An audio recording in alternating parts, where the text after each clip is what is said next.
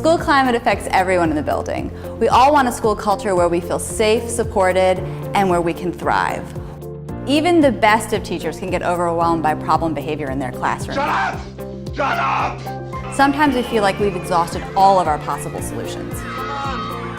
Problem behavior can be a barrier to success in our schools. Students are not born with bad behavior. We may laugh, but it's true.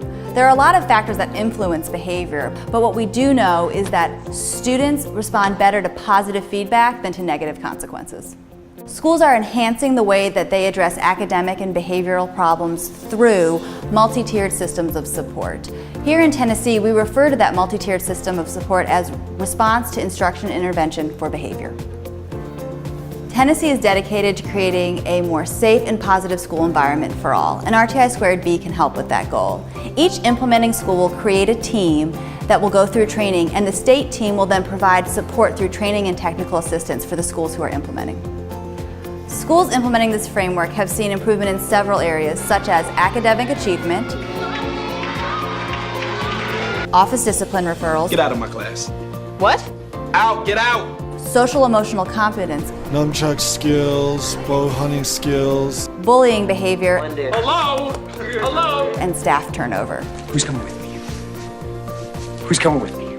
You've probably seen this triangle as it relates to academics, but we're addressing academics along with behavior and social emotional learning. This is not a one-size-fits-all curriculum. Instead, this is a framework that school teams design to meet the needs of their school and will then receive support from the state team in implementing it. The first step for a school team is to look at what supports and interventions are already in place and then customize those to better fit the school's needs. We're going to start with Tier 1. In Tier 1, we're going to look at all supports and interventions for all students in the building. These can be as simple as setting school-wide expectations, like be responsible, be respectful, and be safe, and posting those all over the building.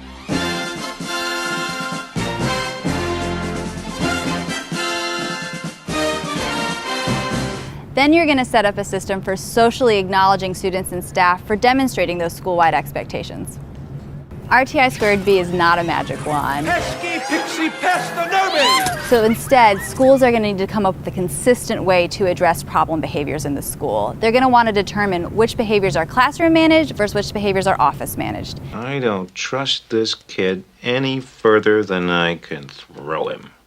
Well, with your bad knee, Ed, you shouldn't throw anybody.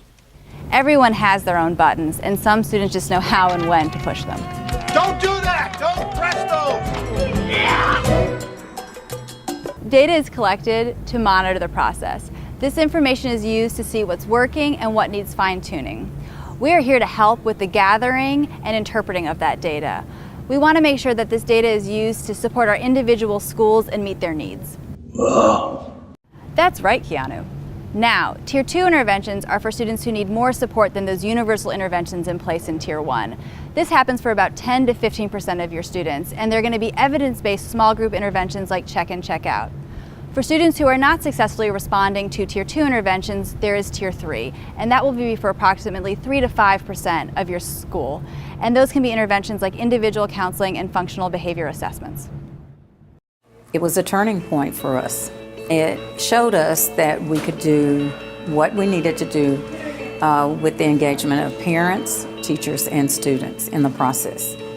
The benefits has been that principals can get out in their buildings and they can see what's going on in classrooms. They can see the really good things and they're not bogged down in their offices with office referrals and discipline. So it's not just about discipline anymore. It's about seeing kids be successful at school.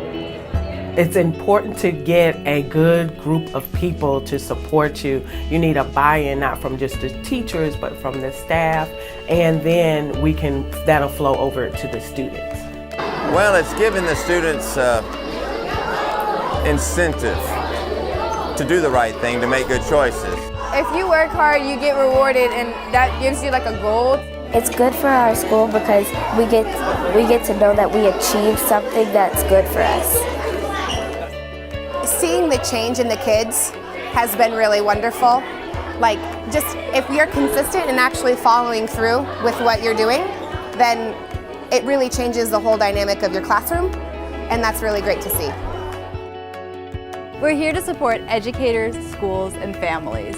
So visit our website and view our resources. We provide technical assistance and training at no cost to you or your school. A positive school culture is a great place for students and staff to thrive. Why not start a plan that could help with that?